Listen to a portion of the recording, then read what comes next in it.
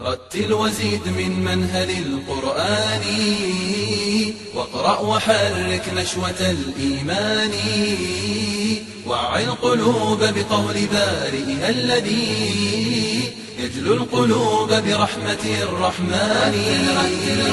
رتل وزيد من منهل القرآن، واقرأ وحرك نشوة الإيمان، وعي القلوب بقول بارئها الذي يجلو القلوب برحمة الرحمن.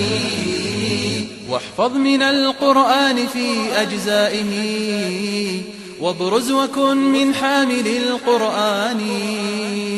هم في الأناس مثالهم أترجة، فلنفسهم خير وللإخوان.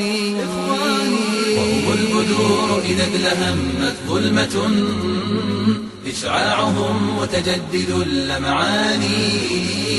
ما خاب من كان الكتاب إمامه.